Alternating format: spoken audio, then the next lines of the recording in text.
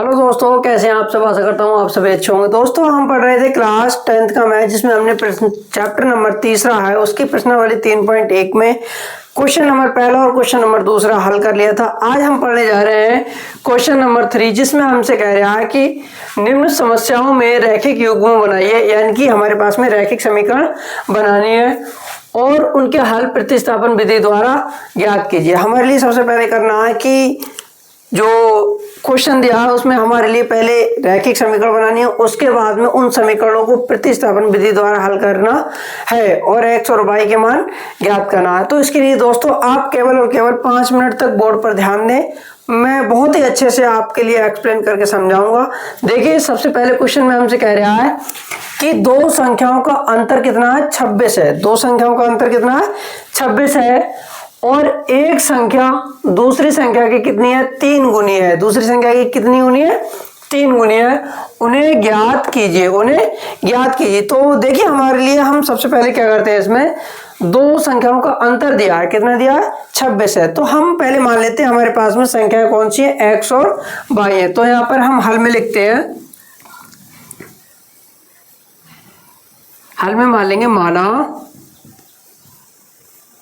संख्याएं x तथा y है, x तथा y है। यानी कि हमारे लिए क्वेश्चन में संख्याएं पता नहीं है, तो हमने वो क्या मान ली, x और y मान ली। अब क्वेश्चन के अकॉर्डिंग देखिए क्या कह रहा है, दो संख्याओं का अंतर 26 है। यानी कि हमारे पास में दो संख्या कौन कौन सी है, x और y, इनका अंतर कितना है, 26 है। यानी कि x और y जो है इनका अंतर कितना है, 26 है। कितना है, 26 है। अब दोस्तों हमारे पास में ये समीकरण बन चुके हैं, इसे समीकरण नंबर 1 नाम दे दें कृपया। अब इसके बाद दोस्तों देखिए आगे क्या दिया है, और एक संख्या दूसरी संख्या की कितनी गुनी है, 3 गुनी है। तो तथा यहां पर लिखिए, तथा जो एक संख्या है, एक संख्या x, दूसरी संख्या y की कितनी गुनी है, 3 गुनी है। देखिए, ये जैसे मान लीजिए ये 3 है तो ये हमारे पास में 1 है, तभी तो कह रहा है कि जो x है वो y की 3 गुनी है। ये y की 3 गुनी है।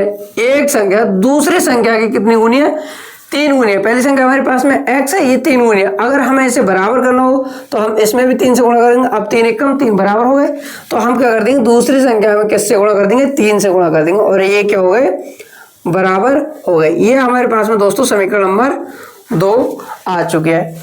अब देखिए दोस्तों, हमारे पास में जो प्रतिस्थापन विधि होती है उसमें हम क्या करते हैं, या तो समीकरण 1 से x का मान या y का मान निकालते हैं और समीकरण 2 में रख देते हैं, या फिर समीकरण नंबर 2 से हम x या y का मान निकालते हैं और समीकरण नंबर 1 में रख देते हैं। अब हमारे पास में यहाँ पर देखिए समीकरण नंबर 2 में x का हमारे लिए डायरेक्ट मान मिल रहा है, कितना मिल रहा है, 3y मिल रहा है। x का मान डायरेक्ट यानी कि निकला हुआ है, तो हम क्या कर देंगे, समीकरण 2 से जो x का मान है उठा के किस में रख देंगे, समीकरण नंबर 1 में रख देंगे। तो मैं यही करने जा रहा हूँ कि x का मान समीकरण 1 में रखने पर, देखिए ये वाला x का मान समीकरण नंबर 1 में रखते हैं। यहाँ पर लिख दीजिए, चलिए समीकरण 2 से x का मान कहाँ रखेंगे, समीकरण नंबर 1 में रखेंगे। तो समीकरण 1 है x माइनस वाई बराबर 26, यानी कि इस x की जगह पर कितना आ जाएगा, देखिए 3y, कितना आ गया, 3y, और माइनस में क्या है, y, और बराबर में कितने हैं, 26। अब आगे हल कीजिए, देखिए 3y में से 1y घटाए, कितने बचे, 2y, और बराबर में कितने हो गए, 26। अब ये गुणा में है तो बटे में जाएंगे, यानी कि y बराबर आ जाएंगे 26 बटे 2, 2 से काटेंगे 2, 1 कम 2, 2 3 6, यानी कि y बराबर कितने आए हमारे पास में, 13, y बराबर 13 आया। अब इसके लिए हम कहाँ रख देंगे, समीकरण नंबर, चाहे आप 1 में रखिए या 2 में रखिए, हमारे लिए डायरेक्ट मान मिल जाएगा। लेकिन डायरेक्ट मान जो मिलेगा वो हमारे लिए समीकरण नंबर 2 से मिल रहा है। x बराबर डायरेक्ट है, y का मान लगाते ही आ जाएगा। तो मैं क्या कर देता हूँ, y का मान समीकरण नंबर 2 में रख देता हूँ। यहाँ पर y का मान समीकरण 2 में रखने पर, समीकरण 2 में रखने पर, देखिए समीकरण 2 में x बराबर क्या है, x बराबर है 3y, 3y, बाई की जगह कितने 13 रख देते हैं यहाँ पर, तो ये हो गए x बराबर 13 तिया 39, कितने हो गए 13 तिया 39। तो हमारे पास में फाइनल संख्या आ चुकी है, एक 13 आई है और दूसरी कितनी आई है हमारे पास में 39। हम लिख देंगे अतः संख्याएं, देखिए संख्या हमने क्या मानी थी, x तथा y मानी थी, तो x क्या है हमारे पास में 39 तथा y क्या है हमारे पास में 13 है। जो तीसरे क्वेश्चन का पहला पार्ट था वो हमने हल कर लिया, आप चाहे तो स्क्रीनशॉट ले सकते हैं। इसके बाद दोस्तों हम करते हैं दूसरा पार्ट। देखिए दोस्तों हमारे पास में दूसरा क्वेश्चन है, कह रहा है कि दो संपूरक कोणों में बड़ा कोण छोटे कोण से 18 डिग्री अधिक है, उन्हें ज्ञात कीजिए। तो देखिए दोस्तों सबसे पहली बात, इस क्वेश्चन को हल करने से पहले हमारे लिए पता होना चाहिए कि संपूरक कोण आखिरकार होते क्या है। तो ऐसे दो कोण, देखिए संपूरक कोणों के लिए क्या होता है, ऐसे दो कोण जिनका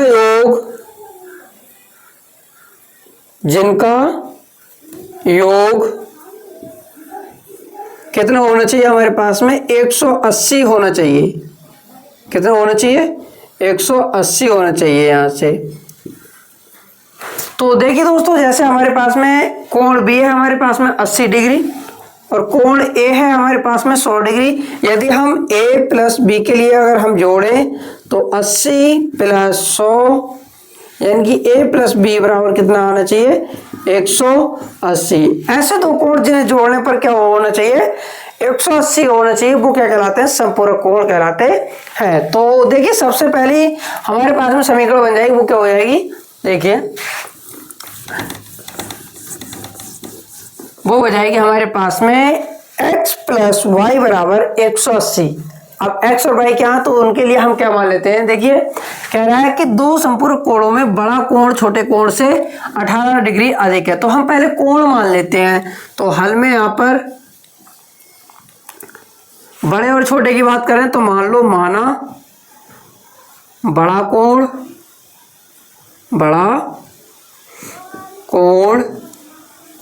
कोण क्या है x डिग्री है और जो छोटा कोण है छोटा कोण क्या मान लेते हैं हम y डिग्री है। तब यहां से देखिए प्रश्नानुसार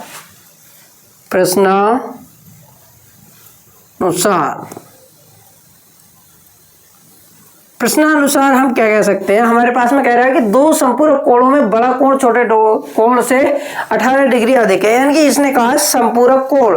तो संपूरक कोणों के लिए क्या होता है कि जो दोनों कोण होते हैं, पहला कोण और दूसरा कोण, इन दोनों का योग कितना आएगा 180 आएगा। ये हो गया हमारे पास में समीकरण नंबर 1।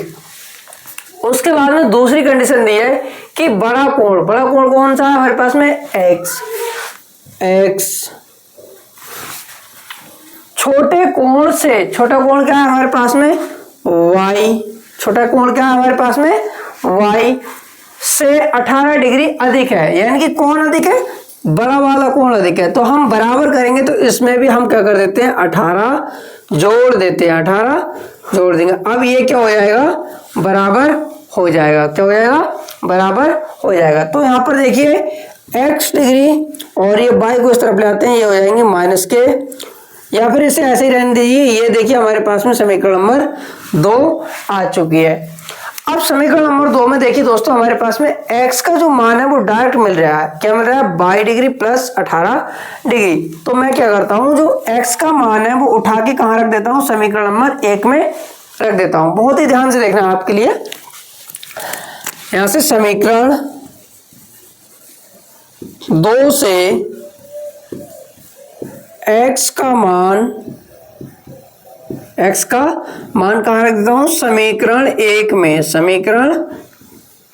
में रखने पर रखने पर। समीकरण 1 में रखते हैं तो देखिए क्या होता है हमारे पास में। समीकरण 1 है x degree plus y degree बराबर 180। तो x की जगह क्या रख देता हूं मैं, यहाँ पर x की जगह क्या रख देता हूं, y डिग्री प्लस 18 डिग्री, यानी कि y डिग्री और प्लस 18 डिग्री। और प्लस में देखिए पहले से ही y डिग्री है, y डिग्री बराबर में क्या होगा 180 डिग्री। अब यहाँ पर देखिए y डिग्री एक और एक ये कितने हो गए 2y डिग्री बराबर 180 अपनी जगह पर है। इस 18 डिग्री के लिए मैं क्या करता हूँ इस तरफ ले आता हूँ, तो उस तरफ जाएंगे तो ये किसके हो जाएंगे, इधर प्लस के उधर जाके माइनस के हो जाएंगे 18 डिग्री। यहाँ पर देखिए 2y डिग्री बराबर 180 में से 18 घटाएंगे, देखिए 10 में से 8 गए 2 बचे, और यहाँ पर कितने रहेगा हमारे पास में 7, 7 में से 1 गए कितने बचे 6 बचे, और ये 1। अब यहाँ से देखिए y का मान यदि हम निकालेंगे तो 2 से काट दीजिए, देखिए 2 अट्ठे 16 और 2 एक कम 2, यानी कि y डिग्री का जो मान आया है वो कितना आया है हमारे पास में 81 डिग्री। कितना आया है 81 डिग्री, यानी कि हमारे पास में जो y क्या था छोटा कोण हमारे पास में आ चुका है। इसे कहाँ रख देंगे अब हम, देखिए डायरेक्ट हमारे पास में समीकरण नंबर 2 में x का मान मिल जाएगा, तो हम कहाँ रख देते हैं समीकरण नंबर 2 में। तो हम यहाँ से लिख देते हैं कि y का मान समीकरण 2 में रखने पर, तो हमारे पास में देखिए समीकरण 2 है x डिग्री बराबर y का मान कितना है 81 और प्लस 18 यानी कि x का मान क्या है हमारे पास में, देखिए 8 और 1 9, 1 और 8 कितने हो गए 9, 99 डिग्री। कितना है 99 डिग्री। हमारे पास में x का भी आ गया और हमारे पास में y का भी मान आ चुका है। तो हमारे पास में जो कोण है वो कौन कौन से आए, अतः कोण कौन कौन से हैं, एक 99 डिग्री है और दूसरा कौन सा है हमारे पास में 81 डिग्री है। दोस्तों ये क्वेश्चन यूपी बोर्ड एग्जाम में या और भी जो बोर्ड है उनमें बहुत बार पूछा गया है, इसीलिए इस क्वेश्चन के लिए बहुत ही ध्यान से आप दोबारा करें, घर पर कर रहे हैं। इसके बाद हम देखते हैं तीसरा पार्ट। देखिए दोस्तों हमारे पास में जो तीसरा क्वेश्चन है वो कह रहा है कि एक क्रिकेट टीम के कोच ने, कोई क्रिकेट है, क्रिकेट जैसे खेल है हमारे पास में, उसका एक कोच होता है, उसने क्या किया है 7 बल्ले तथा 6 गेंदे, यानी कि 7 बल्ले और 6 गेंदे दोनों को मिला के उसने क्या किया है 3800 रुपये में खरीदी है। यानी कि जो 7 बल्ला है और कितनी गेंदे हैं हमारे पास में 6 गेंदे हैं, दोनों मिला के कितने में खरीदी है 3800 रुपये में खरीदी है। उसके बाद में उसने क्या किया 3 बल्ले तथा 5 गेंदे, यानी कि 3 बल्ले और 5 गेंदे और खरीदी हैं, वो कितने में खरीदी है 1750 रुपये में खरीदी है। हमारे लिए क्या बताना है, प्रत्येक बल्ले तथा प्रत्येक गेंद का मूल्य ज्ञात कीजिए, यानी कि हमारे लिए प्रत्येक गेंद का अलग मूल्य बताना है और प्रत्येक बल्ले का अलग मूल्य बताना है। तो इसके लिए देखिए हम क्या करेंगे, जो सबसे पहले क्या दिया हमारे पास में बल्ला दिया, उसके बाद में गेंद दिया, तो हम बल्ले का मूल्य क्या मान लेंगे x मान लेंगे और गेंद है उसका मूल्य क्या मान लेंगे y मान लेंगे। तो यहाँ पर देखिए हम हल करते हैं, हल मान लेते हैं, माना बल्ले का मूल्य, बल्ले का मूल्य, बल्ले का मूल्य माना एक बल्ले का मूल्य कितना है x रुपए है, x रुपए है, तथा एक गेंद का मूल्य, एक गेंद का मूल्य कितना मान लेते हैं हम y रुपए है, y रुपए है। तो अब देखिए दोस्तों, जैसे मान लीजिए आपने क्या किया, एक गेंद खरीदी, एक गेंद कितने में खरीदी आपने 20 रुपए की खरीदी, कितने में खरीदी 20 रुपए में खरीदी। तो अगर मैं यहां से कहूं कि 5 गेंद आप कितने में खरीदोगे, तो आप क्या करेंगे, जो एक गेंद का मूल्य है उसकी गुणा कर देंगे कितने से, 5 से, यानी कि एक गेंद का मूल्य 20 और 5 से गुणा कर देंगे तो 20 पंजे 100, यानी कि 5 गेंद कितने की आएंगी, 100 रुपए की आएंगी। तो उसी हिसाब से हम क्या करेंगे, देखिए हमारे लिए जो जो क्वेश्चन में दिया है उसके हिसाब से कह रहा है कि 7 बल्ले, क्या कह रहा है, 7 बल्ले। तो 7 बल्ले के लिए मैं क्या कर देता हूँ, देखिए 7 की गुणा किससे हो जाएगी, हमारे पास में एक बल्ले का मूल्य कितना है, x रुपए है, तो 7x हो गई। उसके बाद में क्या खरीदा है, 6 गेंद खरीदी है, 6 गेंद, तो 6 गेंद कितने रुपए की हो गई, तो 22 से गुणा कर दीजिए 6y, क्योंकि एक गेंद का मूल्य कितना रुपए है, 22 रुपए है। दोनों को मिला के मतलब जोड़ के कितने में खरीदी है उसने, 3800 रुपए में खरीदी है। कितने में खरीदी है, 3800 रुपए में खरीदी है। उसके बाद में देखिए, बाद में वो जैसे मान लीजिए टूट फूट गए होंगे, गेंद फट गई होगी या खराब हो गई, डैमेज हो गई होगी, उसके बाद में उसने फिर से क्या किया, 3 बल्ले तथा 5 गेंदें 1750 में खरीदी हैं। तो इसी हिसाब से इसे समीकरण नंबर 1 और 3 बल्ले कितने को हो जाएंगे, 3x के हो जाएंगे, और 5 गेंदें मतलब 5y की हो जाएंगी, और बराबर में कितने में खरीदी, 1750 रुपए में। इसे समीकरण नंबर 2 मान लेते हैं। क्या मान लेते हैं, समीकरण नंबर 2। अब इसके लिए हमारे लिए क्या करना है, प्रतिस्थापन विधि से हल करना है। देखिए, तो प्रतिस्थापन विधि में हम क्या करते हैं, सबसे पहले समीकरण 1 से या 2 से किसी x का या फिर y का मान निकालते हैं। तो यहाँ पर देखिए दोनों जगह ही एक जैसा है, तो मैं क्या करता हूँ, समीकरण नंबर 1 से निकाल लेता हूँ, समीकरण नंबर 1 से। तो मैं यह लिखता हूँ समीकरण 1 से, समीकरण 1 से देखिए मैं 7x को यहीं रोक लेता हूँ, और बराबर में 3800 अपनी जगह पर है। इस 6y को मैं किस तरफ ले जाता हूँ, इधर ले जाता हूँ, माइनस के हो जाएंगे 6y, और x का जब मैं मान निकालूंगा तो ये गुणा में ये चले जाएंगे पूरे के बट्टे में, यानी कि 3800 माइनस 6y, और बट्टे में आ जाएंगे कौन, ये वाले 7। अब हमारे पास में समीकरण नंबर 1 क्या हो गए, हमारे पास में 3 हो गई, समीकरण नंबर 3 हो गई। अब देखिए दोस्तों, हमने क्या किया है कि समीकरण नंबर किससे, 1 से x का मान निकाला है, तो हम कहां पर रख देंगे, समीकरण नंबर 2 में से रख देंगे। तो हम रखते हैं x का मान समीकरण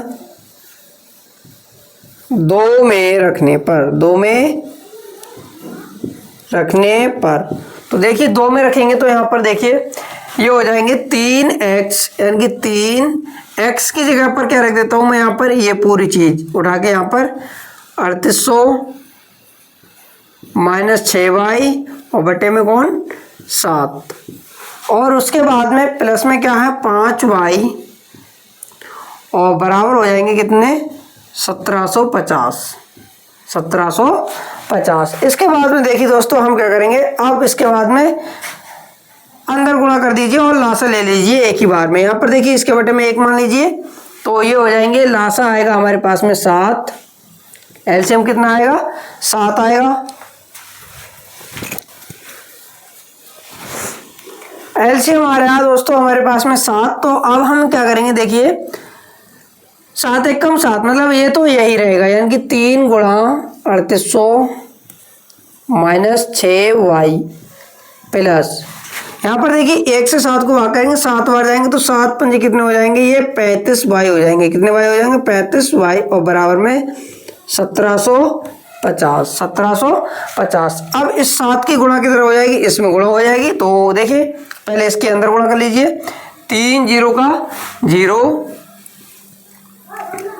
0, और फिर से 3 की गुणा 0 में करेंगे 0, 3 8 24, और 3 3 9, और 2 हासिल के कितने हो गए 11, और माइनस ये हो गए देखिए 3 6 18, 3 6 18 y, और प्लस में कितने हैं हमारे पास में 35, कितने हैं 35 y, प्लस में कितने हैं हमारे पास में 35 y।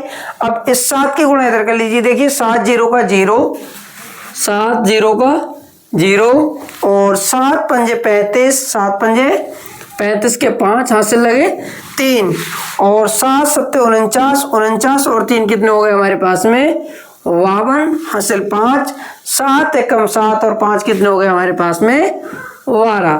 देखिए 18 35 में से 18 घटाए तो कितने बचे हमारे पास में, कितने बचे 17 वाई बचे हमारे पास में। देखिए 35 में से हम 18 घटाएंगे तो कितने बचे हमारे पास में 17 वाई।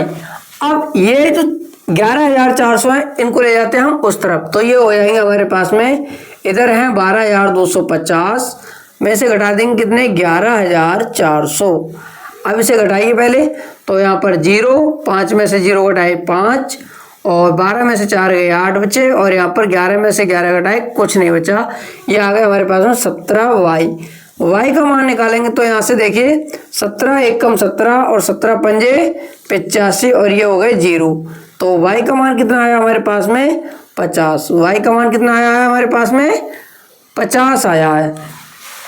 उसके बाद में देखिए हमारे पास में वाई का मान हम कहाँ रख देते हैं, देखिए वाई का मान रख देते हैं हम समीकरण नंबर 3 में, तो हमारे लिए एक्स का डायरेक्ट मान मिल जाएगा। तो यहाँ पर देखिए वाई का मान समीकरण 3 में रखने पर, समीकरण 3 में रखने पर, तो समीकरण 3 जो है हमारे पास में वो है x बराबर 3800 माइनस 6y, बाई की जगह कितने आ जाएंगे 50, बाई की जगह 50 और बटे में कितने हैं हमारे पास में 7, बटे में कितने हैं हमारे पास में 7। अब इसे हल कर लीजिए, तो यहाँ पर देखिए x बराबर ये हो गए 3800 माइनस 6 पंजे 30, ये हो गए 300 और बटे में आ गए 7, तो x का मान जो आया है वो आया हमारे पास में 2 जीरो में से 2 जीरो उठाए 0 बचे और 8 में से 3 के कितने बचे 5 और यहाँ पर ये कितने बचे 3 और नीचे 7, 7 पंजे 35, ये आ गए हमारे पास में 500, तो x का जो मान आया है वो कितना आया है हमारे पास में 500। दोस्तों हमने क्या माना था, x क्या माना था, एक बल्ले का मूल, तो बल्ला कितने रुपए का है 500 रुपए का है, और जो गेंद है, गेंद कितने रुपए की मानी थी बाई, तो बाई का मान कितना आया हमारे पास में 50, तो बाई का मान आया है हमारे पास में 50। उसके बाद में देखिए दोस्तों अब हम करते हैं क्वेश्चन नंबर 4। देखिए दोस्तों हमारे पास में जो चौथा क्वेश्चन है वो दिया है, हमसे कह रहा है कि एक नगर में टैक्सी के भाड़े में एक नियत भाड़े के अतिरिक्त चली गई दूरी पर भाड़ा सम्मिलित किया जाता है। 10 किलोमीटर दूरी के लिए भाड़ा 105 तथा 15 किलोमीटर दूरी के लिए भाड़ा 155 है। नियत भाड़ा तथा प्रति किलोमीटर भाड़ा क्या है? एक व्यक्ति को 25 किलोमीटर यात्रा करने के लिए कितना भाड़ा देना होगा? देखिए दोस्तों इस क्वेश्चन में क्या कहना चाह रहा है, देखिए ये क्वेश्चन कहना चाह रहा है कि जैसे हम कोई टूर पर जा रहे हैं तो उसके लिए हम क्या करते हैं, कोई कार या कैब वगैरह बुक करते हैं, तो उसके लिए जो कार वाला है वो क्या कह रहा है कि जैसे मान लीजिए यहाँ से 10 किलोमीटर तक मैं जाऊँगा तो आपसे मैं 1000 रुपये लूँगा। उसके बाद में अगर 1 किलोमीटर भी अगर आगे जाओगे तो उसके लिए आपके लिए अलग अलग किराया देना पड़ेगा। तो जो 1000 रुपये तो उसके हो गए, उसके बाद में जितनी दूरी आप आगे बढ़ते जाएंगे तो उसके लिए आपके लिए अलग से किराया देना पड़ेगा। वही इसमें कह रहा है कि एक नगर में एक टैक्सी के भाड़े में नियत भाड़ा मतलब जो पहले से हमने तय कर रखा है वो भाड़े के अतिरिक्त चली गई दूरी, यानी कि उसके बाद में जो हमने दूरी चली है पर भाड़ा सम्मिलित किया जाता है, यानी कि अलग से भाड़ा लिया जाता है। 10 किलोमीटर दूरी के लिए भाड़ा 105 रुपये है और 15 किलोमीटर दूरी के लिए भाड़ा कितना है 155 रुपये है। उसके बाद में कह रहे हैं नियत भाड़ा तथा प्रति किलोमीटर भाड़ा क्या है, एक व्यक्ति को 25 किलोमीटर यात्रा करने के लिए कितना भाड़ा देना पड़ेगा। तो देखिए हम क्या करते हैं, हम मान लेते हैं हमसे क्या क्या पूछा है, नियत भाड़ा पूछा और प्रति किलोमीटर भाड़ा पूछा, तो दोनों को हम क्या मान लेते हैं x और y मान लेते हैं। यहाँ पर देखिए हल में हम मान लेंगे माना नियत भाड़ा, नियत मतलब जो पहले से फिक्स है, नियत भाड़ा कितना है, x रुपए है। और उसके बाद में हम क्या माने, प्रति किलोमीटर भाड़ा क्या है, तो हम मान लेंगे तथा प्रति किलोमीटर भाड़ा कितना मान लेते हैं हम, y रुपए है। उसके बाद में दोस्तों हमें क्या करना है, प्रश्न के अनुसार चलना है। तो हम लिखते हैं यहां से प्रश्नानुसार। क्या लिखते हैं, प्रश्नानुसार, यानी कि प्रश्न क्या कहता है उसके अनुसार अब हम बात कर रहे हैं। देखिए सबसे पहले कहा उसने, यहां से देखिए 10 किलोमीटर दूरी के लिए भाड़ा 105 रुपए है। तो देखिए हमारे पास में जो पहले से फिक्स है वो तो x है ही है। उसके बाद में हम कितने चले, 10 किलोमीटर चले तो उसके लिए हमारे लिए क्या है, अलग से है, यानी कि 10 किलोमीटर प्रति किलोमीटर भाड़ा क्या माना हमने, y, तो y से गुणा कर देंगे। टोटल कितने में पहुंच रहे हैं हम, 105 रुपए में। कितने में पहुंच रहे हैं, 105 रुपए में। यानी कि जो नियत भाड़ा और 10 किलोमीटर अगर आप आगे जाओगे तो उसके लिए कितना है हमारे पास में, 105 रुपए है। इसे हम क्या कर देते हैं, समीकरण नंबर 1 नाम दे देते हैं। उसके बाद में क्या कह रहा है, 15 किलोमीटर के लिए भाड़ा 155 रुपए है। तो देखिए फिक्स भाड़ा तो x ही है और 15 किलोमीटर के लिए तो 22 गुणा कर देंगे कि वो कितना है हमारे पास में, 155 रुपए है। देखिए 155 रुपए है। ये हो गए हमारे पास में समीकरण नंबर 2। अब इसे क्या करना है, समीकरण नंबर 1 से या 2 से हमारे लिए क्या करना है, x या y के मान ज्ञात करना है, जिससे हम इसे प्रतिस्थापन विधि से हल कर सके। तो हम क्या करते हैं, यहां से देखिए मैं क्या करता हूं, समीकरण नंबर 1 से निकाल देता हूं। समीकरण 1 से मैं x का मान निकालता हूं तो x बराबर आएगा हमारे पास में, देखिए 105 तो अपनी जगह पर है, इसके लिए मैं ले जाता हूं इधर, तो ये हो जाएंगे -10y और ये आ गई हमारे पास में समीकरण नंबर 3। क्या आ गई, समीकरण नंबर 3 आ गई। इस समीकरण नंबर 3 जो आई है इसके लिए अब हम कहाँ रख देंगे, समीकरण नंबर 2 में। क्यों, क्योंकि हमने जो x का मान है वो किससे निकाला है, समीकरण नंबर 1 से निकाला है। तो यहां से देखिए समीकरण 3 से x का मान समीकरण 2 में रखने पर, 2 में रखने पर, तो देखिए समीकरण नंबर 2 है हमारे पास में x + 15y। तो x की जगह हम क्या रख देंगे, यहाँ से 105 - 10y, 105 - 10y और प्लस में 15y पहले से है, 15y बराबर में क्या आ गए, 155। यहाँ पर देखिए 105y, 105 ऐसे, सॉरी 15y में से हमने 10y घटाए तो कितने बचे हमारे पास में, 5y और यहाँ पर ये है 155। अब इसके लिए मैं क्या करता हूँ, इस तरफ लेके आता हूँ, तो ये हो जाएंगे हमारे पास में यहाँ से 5y बराबर ये 105 इधर आएंगे तो ये हो जाएंगे 150 - 105। अब यहाँ से देखिए दोस्तों हमारे पास में 5y बराबर ये कितने बचे हमारे पास में, यहाँ से बचे ये बचे हैं हमारे पास में 150 में से हम क्या घटा दें, यहाँ से 5 घटा दें, 105 घटाएंगे तो कितने बचेंगे हमारे पास में, 45 बचेंगे। कितने बचेंगे हमारे पास में, 45 बच जाएंगे। अब यहाँ से देखिए y का मान यदि मैं निकालूं तो 5 नेम 45, तो y का मान कितना आया है हमारे पास में, 9। y का मान आया हमारे पास में 9 आया। अब y का मान हम कहाँ रख देते हैं, हम y का मान रखेंगे हम कहाँ पर, समीकरण नंबर 3 में रख देते हैं। कहाँ रख देते हैं, समीकरण नंबर 3 में। तो y का मान समीकरण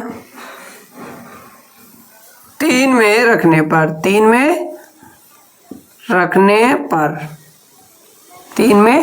रखने पर तो यहाँ से देखिए y का मान समीकरण नंबर 3 में रखेंगे तो यहाँ से समीकरण 3 है x बराबर 105 - 10, y का मान कितना आया है 9, तो x बराबर ये कितने आए 105 माइनस 10 नियम 90, और यहाँ से घटाएंगे तो ये कितने बचे हमारे पास में, ये बचे 90 और 100 यानी कि 15 बचे, कितने बचे 15।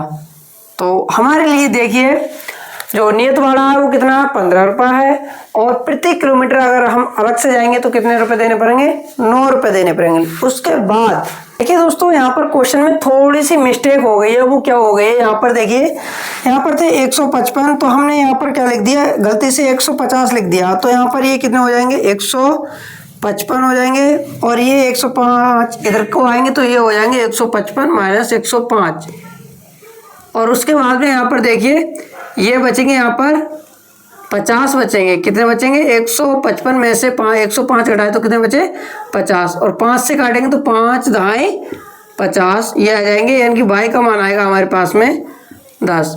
और y का मान दोस्तों हम कहाँ रखेंगे, समीकरण नंबर 3 में रखेंगे, तो समीकरण 3 है x बराबर 105 माइनस 10y, 105 माइनस 10 y की जगह कितने आ जाएंगे यहाँ पर, ये आ जाएंगे हमारे पास में 10, और ये हो जाएंगे यहाँ पर देखिए यानी कि 10 दाएँ 100, और इनमें से हम घटाएंगे तो कितने बचेंगे हमारे पास में 5। हमारे पास में देखिए दोस्तों ये दोनों आ चुके हैं, ये क्या है हमारे पास में नियत भाड़ा है, और ये क्या है प्रति किलोमीटर भाड़ा है। उसके बाद में देखिए दोस्तों हमसे क्वेश्चन में कह रहा था कि एक व्यक्ति को 25 किलोमीटर यात्रा करने के लिए कितना भाड़ा देना होगा, तो हम यहाँ पर लिखेंगे 25 किलोमीटर यात्रा के लिए भाड़ा, यात्रा के लिए भाड़ा वो क्या होगा, देखिए नियत भाड़ा, और 25 किलोमीटर के लिए, तो 25 किलोमीटर के लिए क्या देना होगा y, तो यहाँ पर देखिए नियत भाड़ा कितना है हमारे पास में 5 यानी कि x, और यहाँ से 25, y का मान कितना है हमारे पास में 10, तो ये हो गया हमारे पास में 5 प्लस 25 दाएँ 250, ये हो गए 255। तो जो भी व्यक्ति यहीं 25 किलोमीटर यात्रा करेगा उसके लिए 255 रुपये देने पड़ेंगे। अब दोस्तों आप चाहें तो स्क्रीनशॉट ले सकते हैं। दोस्तों हमने हमारे पास में जो चौथा क्वेश्चन था वो हमने कंप्लीट कर लिया। इसके बाद में 2 क्वेश्चन और बचे हैं, एक 5वां और एक 6वां। मैं उसको भी जरा लिख लेता हूँ जरा। देखिए दोस्तों हमारे पास में जो 5वां क्वेश्चन दिया है वो दिया है कि यदि किसी भिन्न यहाँ पर k है, यदि किसी भिन्न के अंश और हर दोनों में 2 जोड़ दिया जाए तो वह भिन्न क्या हो जाती है 9/11 हो जाती है। यदि अंश और हर दोनों में 3 जोड़ दिया जाए तो वह 5/6 हो जाती है। वह भिन्न ज्ञात कीजिए। तो सबसे पहले हमारे लिए पता होना चाहिए कि भिन्न क्या होती है। तो भिन्न देखिए दोस्तों हमारे पास में जैसे 5/6, 3/2 ये सभी क्या है एक प्रकार से भिन्न है। भिन्न का जो खास बात होता है वो होता है बटे में 0 नहीं होना चाहिए। भिन्न जो होती है वो अंश बटे हर के रूप की होती है। तो हम यहाँ पर हल में लिखते हैं, देखिए हमारे पास में हम मान लेंगे सबसे पहले माना जो भिन्न है, भिन्न पूछा है तो हम मान लेते हैं माना भिन्न क्या है x/y, जहां पर y क्या नहीं होना चाहिए 0 नहीं होना चाहिए है। हमारे पास में जो भिन्न है वो क्या है x/y के रूप की है, जहां पर y का मान 0 नहीं होना चाहिए। उसके बाद में जैसा जैसा कहा है वैसे करते जाइए, आंसर अपने आप मिल जाएगा। देखिए हमसे कहा है कि यदि किसी भिन्न के अंश और हर दोनों में 2 जोड़ दिए जाए तो आपके लिए पता होना चाहिए जैसे 4/3 कोई भिन्न है तो ऊपर वाला होता है अंश और नीचे वाला होता है हर। तो हमसे कहा है कि अंश और हर दोनों में 2 जोड़ दें, अंश और हर दोनों में क्या जोड़ दें 2 जोड़ दें। तो यहाँ पर देखिए अंश भिन्न क्या है हमारे पास में x/y है, हम क्या कर देते हैं x यानी कि जो अंश है उसमें भी 2 जोड़ दें और जो हर है उसमें भी 2 जोड़ दें। तो जो भिन्न है वो किसके बराबर हो जाती है हमारे पास में 9/11 के बराबर हो जाती है, 9/11। अब इसे हल कर लीजिए। देखिए 11 की इस तरफ गुणा 11x हो जाएंगे और 11 की 2 में गुणा करेंगे 11 दूनी 22 बराबर में 9 की गुणा कीजिए, 9 के गुणा 22 से करेंगे 9y और 9 दूनी 18। इस y को इस तरफ ले आइए तो ये हो जाएंगे 11x माइनस के 9y, और इनके लिए इस तरफ ले जाइए तो ये हो जाएंगे बराबर में 18 माइनस के 22। तो ये हो गए 11x माइनस के 9y बराबर में 18 में से 22 घटाए कितने बचे हमारे पास में, माइनस के 4 बचे। कितने बचे, माइनस के 4। ये हो गई दोस्तों हमारे पास में समीकरण नंबर 1 हो गई, समीकरण नंबर 1 हो गई। अब उसके बाद में देखिए दोस्तों हम क्या करते हैं, दूसरी जो बात कही है, यदि अंश और हर दोनों में 3 जोड़ दिया जाए, क्या किया जाए, अंश और हर, जो पहली कंडीशन में कहा है, दूसरी कंडीशन में क्या कहा उसने कि जो अंश और हर है उसमें क्या कर दें, दोनों में हम क्या कर दें, 3 जोड़ दें। क्या क्या जोड़ दें, 3। तो मैंने अंश में भी 3 जोड़ दिए और हर में भी 3 जोड़ दिए। तो ये भिन्न किसके बराबर हो जाती है, भिन्न हो जाती है हमारे पास में 5/6 के बराबर हो जाती है, 5/6 के बराबर हो जाती है। अब फिर वही काम, इसकी गुणा इधर कीजिए और इसकी गुणा इधर कीजिए, तो ये हो जाएंगे, देखिए दोस्तों ये हो जाएंगे हमारे पास में 6 की गुणा मैं इसमें करता हूं तो ये हो जाएंगे, यही कर देता हूं मैं आगे इस तरफ, देखिए 6x हो जाएंगे ये, या इधर ही कर देते हैं, ये हो जाएंगे 6x और प्लस 6 की गुणा 3 में करेंगे, 6 3 18 बराबर, ये हो जाएंगे, देखिए इसकी इस तरफ को गुणा कीजिए तो 5y प्लस में 15, ये हो जाएंगे 5y प्लस में 15, y के लिए इस तरफ ले आएगी तो ये हो जाएंगे 6x और माइनस के 5y और बराबर में इधर ये 15 है और ये 18 इस तरफ जाएंगे तो ये हो जाएगा माइनस के 18। ये हो गए 6x माइनस के 5y बराबर में ये हो गए माइनस के 3। हमारे पास में समीकरण नंबर 2 आ चुकी है। अब दोस्तों हमारे पास में जब समीकरण नंबर 1 और 2 आ ही गई है तो हम क्या करेंगे, या तो समीकरण 1 से x का मान निकालो या 2 से x का मान निकालो और उसके बाद में उसे हल कर दो।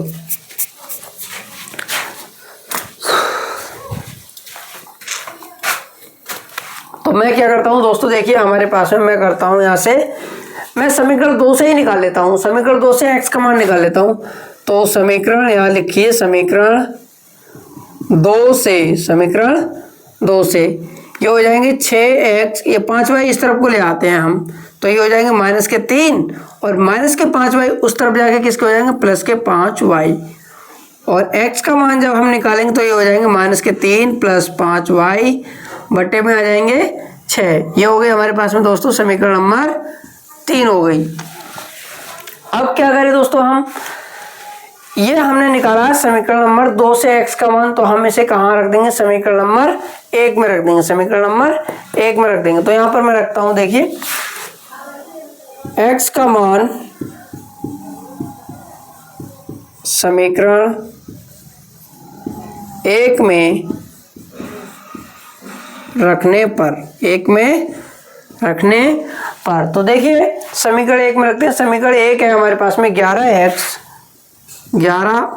x की जगह क्या रख देता हूँ मैं, माइनस के 3 प्लस 5y और बट्टे में 6 ये रख देता हूँ, और प्लस में क्या है, माइनस में है हमारे पास में 9y, तो माइनस के 9y, ये देखिए माइनस में 9y है, बराबर में है माइनस के 4, बराबर में क्या है हमारे पास में, माइनस के 4। अब इसे हल कीजिए, यहाँ पर देखिए मैं लासा लेता हूँ यहाँ पर, तो लासा आएगा हमारे पास में 6, उसके बाद में देखिए एक ही बार जा रहा है तो यहाँ पर ये हो जाएंगे 11 इंटू माइनस के 3 प्लस 5y और माइनस, देखिए यहाँ पर 6 बार जा रहा है तो 6 से गुणा होंगी, 6 नेम 54y हो जाएंगे और बराबर में कितने हैं, माइनस के 4 है, माइनस के 4 है। अब इसे आगे हल कीजिए, देखिए अंदर गुणा कीजिए पहले, ये हो गए माइनस के 33 और प्लस 11 पंजे 55y और माइनस के कितने हैं 54y और बराबर में ये हो जाएंगे 6 चौक 24, माइनस के 24। यहाँ से देखिए 55y में से 54y घटाए तो हमारे पास में बची y, और ये है हमारे पास में माइनस के 24। ये वाले 33 को मैं क्या करता हूँ, इस तरफ ले आता हूँ तो ये हो जाएंगे माइनस के 24 पहले से है यहाँ पर, ये माइनस के 33 उस तरफ जाके हो जाएंगे प्लस के 33। तो y का मान जो आया है हमारे पास में वो क्या आया है हमारे पास में, 33 में से 24 घटा दीजिए, देखिए 13 में से 4 गए, कितने बचे 9, यानी कि y का मान आया है हमारे पास में 9। अब दोस्तों हमारे पास में थोड़ी जगह कम कर पड़ रही है, तो मैं क्या करता हूँ, थोड़ा सा जगह मिटा लेता हूँ। आप चाहें तो पहले स्क्रीनशॉट ले सकते हैं। तो मैं ये बिठा देता हूँ यहाँ पर।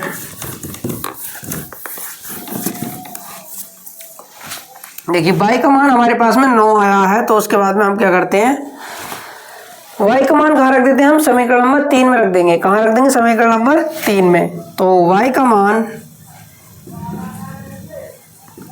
समीकरण 3 में रखने पर, समीकरण 3 में रखने पर, तो समीकरण 3 है हमारे पास में -3 + 5y, यानी कि x बराबर -3 + 5y। y की जगह कितने रख देते हैं हम, 9, और बटे में कितने हैं हमारे पास में, 6। तो ये हो गए x बराबर हमारे पास में, देखिए 9 × 5 = 45, -3 + 45, और बटे में कितने हैं, 6। इससे आगे हल करेंगे तो ये बचे माइनस, यानी कि 45, ये बचे हमारे पास में प्लस के 42, और नीचे है 6, 6 कम 6, 6 सत्ते 42। x का जो मान आया है हमारे पास में वो आया है 7। क्या आया है, 7। अब दोस्तों देखिए हमारे पास में x का भी मान आ चुका है और y का भी मान आ चुका है, तो हमारे लिए क्या करना था, भिन्न याद करनी थी। भिन्न क्या मानी थी हमने, x/y मानी थी। भिन्न क्या मानी थी हमारे पास में, x/y। तो हमारी जो भिन्न होगी वो क्या होगी, भिन्न होगी वो होगी हमारे पास में, देखिए x का मान कितना आया है, 7, और बट्टे में क्या है, y। तो y का मान कितना आया है, 9। y का मान कितना आया है, 9। ये आ गई दोस्तों हमारे पास में फाइनल भिन्न। ये हमसे पूछ रहा था। इसके बाद दोस्तों एक लास्ट क्वेश्चन और रह गया, उसके लिए हम हल करते हैं। देखिए दोस्तों हमारे पास में जो लास्ट क्वेश्चन है प्रश्नावली 3.1 का, वो है, इसमें कह रहा है 5 वर्ष बाद जैकब की आयु उसके पुत्र की आयु से 3 गुनी हो जाएगी। यानी कि जैसे मान लीजिए आज मैं मान लीजिए 10 वर्ष का हूँ, तो मेरे पिता की जो आयु है वो आज से 3 वर्ष बाद मेरी आयु की उनकी कितनी हो जाएगी, 3 गुनी हो जाएगी। तथा 5 वर्ष पूर्व, यानी कि आज से 5 वर्ष पहले जैकब की आयु उसके पुत्र की आयु की 7 गुनी थी। जैसे मान लीजिए आज मैं 10 वर्ष का हूं, तो उसके बाद में आज से जो 7 वर्ष पहले की बात है, तो उस समय जो मेरे पिता की आयु थी वो कितनी थी, मेरी आयु की कितनी थी, 7 गुनी थी। उसके बाद में कह रहे हैं उनकी वर्तमान आयु क्या है। तो देखिए आयु से संबंधित जितने भी प्रश्न होते हैं उन्हें करने का एक ही तरीका होता है। सबसे पहले हम क्या करते हैं, देखिए इसे हल में लिखेंगे, हम दोनों की वर्तमान आयु क्या ज्ञात कर लेंगे। जैसे मान लीजिए वर्तमान आयु अगर हमारे लिए पता चल गई, तो उसके बाद में हम सब चीज ज्ञात कर सकते हैं। तो हम करते हैं, देखिए सबसे पहले पिता की वर्तमान आयु मानते हैं। माना पिता कौन है, जैकब की वर्तमान आयु वो कितनी मान लेते हैं हम, x वर्ष। कितनी मान लेते हैं, x वर्ष। और जो पुत्र है, पुत्र की आयु कितनी मान लेते हैं हम, वर्तमान आयु कितनी है, y वर्ष है। कितनी वर्ष है, y वर्ष है। अब कंडीशन के अनुसार चलते हैं हम। कंडीशन में कह रहा है कि 5 वर्ष बाद जैकब की आयु उसके पुत्र की आयु से 3 गुनी हो जाएगी। जैसे मान लीजिए यहाँ पर आज मैं 10 वर्ष या 20 वर्ष जितने भी वर्ष का हूं, तो आज से 3 वर्ष बाद क्या होगी, मेरे पिता की आयु और मेरी आयु, एक तो उनकी भी आयु 3 वर्ष बाद, यानी कि उनकी आयु 3 बढ़ गई, मेरी भी आयु 3 बढ़ जाएगी। तो जब भी बाद में कहें तो जो दोनों की आयु होती है उसमें जितने भी वर्ष बाद कहें उतने ही हम जोड़ देते हैं। क्योंकि जैसे मान लीजिए आज मैं 20 वर्ष का हूँ, आप 15 वर्ष के हैं, तो मेरी 3 वर्ष बाद कितने की हो जाएगी, 23 वर्ष की, और आप कितने के हो जाएंगे, 18 वर्ष की। तो उसी प्रकार से हम क्या करेंगे, 5 वर्ष बाद जैकब की दोनों की आयु कितनी हो जाएगी, 5 वर्ष बाद दोनों की आयु